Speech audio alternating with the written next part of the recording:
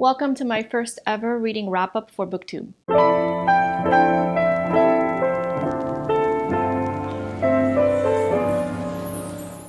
I read 5 books in the month of October, and for these reading wrap-ups, I wanted to try to challenge myself a little bit and distill the overall takeaway that I personally had for each one of the novels in 6 words or less. So I'm going to attempt to do that and then elaborate on each of the books a little bit. I'm also going to be sharing a very loose TBR for the upcoming month, and I'm going to make a prediction about which of those books I think is going to be my favorite read for November. Okay, here's the first book that I read in October. It's called The Prince of Los Cocuyos. It's by Richard Blanco. And my micro takeaway here is between two shores, Ricky finds home. So Richard Blanco is actually a poet, and he read the inaugural poem at President Obama's second inauguration. He's a Cuban American born and raised in the US. His parents are both Cuban, and I personally relate a lot to his story because my parents are also Cuban immigrants, and I was born and raised in Miami, Florida. And this is a memoir about his upbringing in Miami and that push and pull of living in between two cultures and this sort of hyphenated existence that I think so many children of immigrants experience. I think it's a really heartwarming memoir for anybody who reads it, but for me in particular, it hits really close to home because I really personally recognize these people. I can point to specific people in my family that are very similar to the cast of characters in this book. For that reason also, it kind of triggers me a little bit. Some of these people are so recognizable to me that there's a certain degree of anger that would well up in me at times. But Blanco is just so magnanimous and forgiving of people in his life who may have hurt him. Blanco is a gay man who kind of struggles throughout his childhood and adolescence to come to recognize his sexuality and to accept it. And his grandmother is just forever berating him about any interests that she doesn't consider masculine enough for him. And you can tell in the narrative that this is very painful to him throughout his entire childhood. But he really treats his grandmother with such a level of warmth and respect, and to some degree even admiration. Honestly, part of the beauty of the memoir is his complete lack of cynicism, really, and his ability in retrospect to judge people by the intentions of their actions rather than by the often negative consequences towards others. So basically, Blanco is a better person than me, I think is what I'm saying. Overall, it's just a touching memoir. It's beautifully written. I mean, he is a poet after all. At the same time, it's very accessible. It kind of feels like you've made a close friend. It also just really ties you to the place and kind of envelops you in the culture. It feels like a warm hug. So I would highly recommend The Prince of Los Cocuyos by Richard Blanco. I really enjoyed this work. And overall, I would say that I had a really good month in terms of my choices. So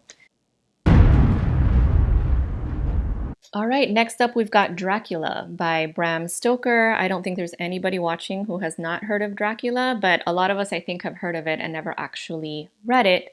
I had been meaning to for years. I actually read the audiobook rather than the physical copy. I didn't even realize that I had the physical copy. I purchased this at Borders, which is a chain store that no longer even exists, and it cost me $6.95, which is unthinkable now. This will be getting donated to probably a free little library since I didn't even realize I had this copy in the first place. My takeaway for this book is, wait, is this a comedy? For Halloween, I was I'm finally going to read this thing, and it wasn't at all what I was expecting. I guess I wasn't necessarily expecting to be scared, but I was expecting an eerie tone. I mean, it is a classic gothic novel after all. But that is absolutely not the feeling that I got from it. That said, I did still enjoy the book, so let me explain. The opening actually did feel quite eerie and suspenseful. This is when our first main character, I would say there's more than one kind of main character in this novel, but Jonathan Harker, he is in Transylvania and realizes that he is imprisoned in Dracula's lair. After that, though, we exit Transylvania and we get a lot of other POVs, and that's when, in my view, things start to get a little bit silly. There was one Goodreads review in particular that I want to read you an excerpt of because I found it pretty comical, and it does reflect a little bit of what I was thinking as well when I was reading most of the novel. Shockingly, not a whole hell of a lot of vampire stuff up in this bitch. Sorry. Mostly, it read like a dull travelogue with lots of emotions. Bro love everywhere. All the men loved all the women, platonically or otherwise, to the point they were willing to give their lives for whichever lucky lady was Dracula's snack at the time. It was quite the love fest. Quite frankly, I'm not sure I'm buying that, Stoker.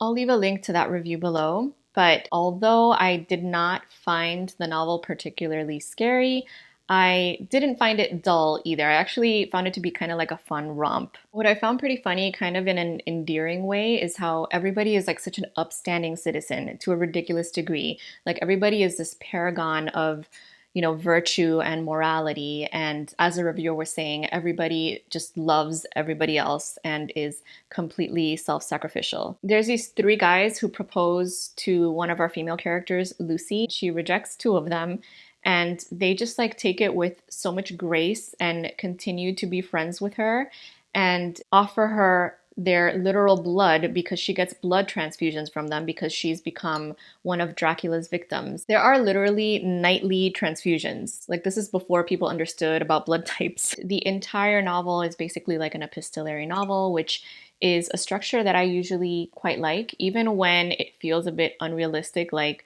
it's unlikely that we would get this information via somebody's journal or a letter that they sent to somebody, and that's certainly the case with Dracula, but I still enjoyed it as a device for telling the story. And I'd say that even though I found the characters generally unrealistic, I still really enjoyed them, and I think that it's worthwhile reading this classic just because vampires are so ever present in our culture. And even though this isn't the first ever literary work with a vampire, it's still one of the most influential works, and a lot of the ideas that we have today about the vampire lore comes directly from Dracula. So I would still recommend this classic Gothic novel. Next up is the fantasy novel Blood Over Bright Haven by M.L. Wang, and for my takeaway here, I've got Oppressed to Oppressor, What Now? This one was an audiobook for me, and I absolutely loved Blood Over Bright Haven. I always am really excited when I read a work by an author that makes me think, okay, I'm going to read everything else that this author publishes. And that was the case for me with Blood Over Bright Haven. We have our protagonist, Siona, who is attempting to be the first ever female high mage in the very advanced city of Tehran. And she has to battle like a deeply entrenched patriarchal structure the entire way. You do want to root for her, but her talent and ambition actually makes her pretty dismissive of others and rather selfish, so she's not especially likable. She does undergo some character growth in that she begins to recognize the errors of her ways, but she doesn't actually overcome them, at least certainly not fully. And I actually think that that's rather realistic because this novel takes place in a short time frame, and once you recognize that you've been wrong about a lot of things, that in itself takes a certain level of self-awareness. And then moving from self-awareness into actual behavioral change is just like a process that takes time for most people. Once Siona becomes a high mage, which happens pretty early on in the story, she comes to discover that there's much more to the corruption of the institutions of magic, the institutions of magic. It goes far beyond just the misogyny that she's already very familiar with. We get this character, Tommel, who is one of the janitors in the building where she works, and he ends up becoming her assistant. He's also part of an oppressed minority group in the city of Tehran known as the Quinn. He's really the one that starts to kind of poke holes in her view of the world and her overall ideology. This begins to shatter her sense of superiority over the Quinn, which she's been raised to believe. She has to eventually contend with the fact that she is actually herself the oppressor in this situation. And that's exacerbated in her case because she is now in a position of power. She is one of the high mage, of which there are only 12, And these people possess incredible authority within this culture, within this community. Now, I could totally imagine a critique of this novel being that perhaps a lot of the themes addressed are pretty heavy-handed, but we are essentially like dealing with racial genocide in this story, so I think like the heavy-handedness is warranted. I kept taking notes on my notepad as I was reading because I found that there were so many different themes and messages, and I made a list of them, so I'm just going to read those out for you. Wang addresses the fact that history is usually written by the victors and is often inaccurate and incomplete. She also talks about religious doctrine within this world and just the idea of not questioning prevailing beliefs or sort of established knowledge within a given culture. We also hear about stealing another culture's traditions, another culture's art, another culture's kind of ancient wisdom, and erasing their original contributions from the history. Also, the fact that just because somebody suffers from one type of oppression and is hyper aware of that, that doesn't mean that that person is going to be able to recognize the oppression of others or to be empathetic towards it. So this is Siona's case. She is oppressed as a female in her particular society, but it takes her a long time to recognize that the entire community of the Quinn, both male and female, are also oppressed. Then we get people who convince themselves that they are good while accepting all kinds of atrocities. So one of the characters, Bram is his name, he is another one of the high mages and the only one that Siona feels is a good person. It turns out that even though he champions a woman becoming a high mage and holds himself in very high esteem for being that progressive, he sees the Quinn as definitely inferior. The recognition that this is not the good man Siona thought he was is one of the other things that she has to kind of reckon with. Coming back to the misogyny, we also have the framing of women's talents as kind of primitive or simple, and then redefining those same talents when practiced by men as very advanced and scientific. So in the Quinn community, magic was usually practiced by women, and in Tehran, those same skills that they basically stole from the Quinn are afforded only to men, and women are considered to not have the intellect or talent or temperament to be able to practice this very like scientific type of skill. Overall, I think that this novel addresses some really important ethical questions effectively. And I also really enjoyed the magic system. I thought it was quite unique. So I'm looking forward to reading more of Emma Wang's work for sure. Next up is Hamnet by Maggie O'Farrell. So Shakespeare fanfic in a good way. And that's a pretty light tone in my takeaway, given that this is actually a very sad story. And I think that it's like a really beautiful meditation on grief. It's based on the historical fact that Shakespeare's son, Hamnet, passed away at a very young age, and he passed away before Shakespeare then wrote the play Hamlet. It's a fictional story based on that one historical fact. And so we get to know Hamnet, we get to know William Shakespeare himself, and I would say the primary character here is actually Shakespeare's wife, Agnes Hathaway. Ordinarily, we hear her referred to as Anne Hathaway, but Maggie O'Farrell explains that in one of the historical documents, specifically her father's will, she was referred to as Agnes, and so then that's the name that she decided to go with for the novel. Agnes is a pretty unconventional woman that Shakespeare quickly falls for, and she also has a little bit of the second sight, so she can usually tell a lot about a person very quickly, and she can also sometimes get glimpses of their future or her own future. She knows that one of her children will die, but she is trying to prevent that at all costs. Hamnet has a twin sister, and she's the one that's very sickly from birth. So she's the one that Agnes is constantly fretting over and trying to save from a potential death. And then it turns out that it's Hamnet who is going to die the entire time. So even with her second sight, she's unable to protect her child from death.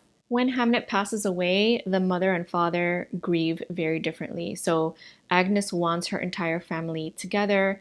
She wants to mourn together, to comfort one another. She wants her husband there. In contrast, William reacts by creating distance. He ends up spending longer stretches of time in London where he's putting on his plays. The only way that he's really like able to process his grief is through his writing. This entire work actually reminded me of Shakespeare's most famous sonnet, which begins with, "Shall I compare thee to a summer's day?" It's most often thought of as like a very romantic poem to a lover, but I once watched a TED Talk, I'll link it down below. It's a Shakespearean actor, and he recites that sonnet and then he provides kind of like an alternate analysis of it. And he talks about it as though potentially the poem were actually a eulogy for Hamnet, for Shakespeare's son. The last two lines of the sonnet say, "So long as men can breathe or eyes can see, so long lives this, and this gives life to thee." This being the poem itself.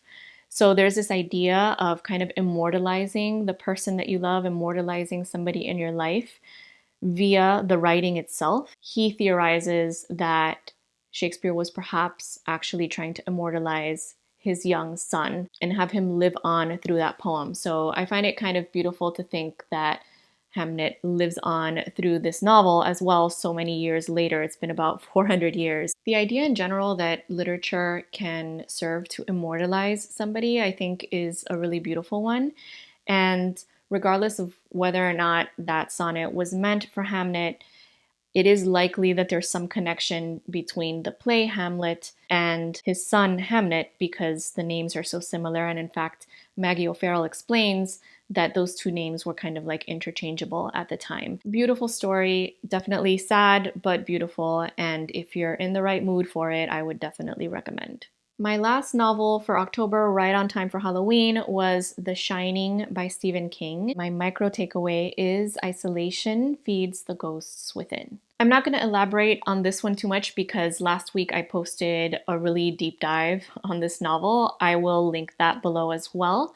But it was my first ever Stephen King novel. I finally got around to that, and it is a classic for a reason. I love engaging with psychological suspense, psychological horror, even if there are external or like supernatural dangers, the deeper demons are really kind of internal. And so I really enjoyed that about this work. I also love a haunted house story, in this case, a haunted hotel story. I felt that the characterization was great. I cared about all of these characters. The plot was really well paced, and I enjoyed the overall structure of the story. I thought it worked really well for building the suspense. Again, if you'd like much more of my thoughts on that, please take a look at the video that I've linked below. But I am looking forward now to watching the film because from what I've heard, the film is also very strong, but has some significant differences to the book. So I'm interested to see what those differences are. All right, that covers my October reads, and I'm almost done with my tea here. So I'm going to quickly run you through my general plans for my November reading. I tend to average like 3 to 5 books a month, and I have 6 on this list, so I can't guarantee that I'll actually get through all of them, but I am going to try. Because I read so many like dark and or sad works of literature for October, I wanted November to feel much lighter and comforting and cozier. Now, I already started The Frozen River. I'm listening to that on audio. I'm about 25% of the way in, and that one's not light, but I will be definitely finishing that one for November. The stack is bigger now because I forgot one of the books, but this is the next one that I'm planning to read as a physical book. I know very little about it actually, but it's called The Last Secret of Lily Adams by Sarah Blades. I'm so sorry if I'm mispronouncing the name. But this was a book club selection. I'm in a book club with a few of my girlfriends, and for every round, one of us will select 3 books, and then the rest of us will vote on which of those 3 we would prefer to read. So this is one of my friend's selections. I have been putting it off for a while because I kept getting new titles coming in from Libby that I felt like I needed to read in that moment.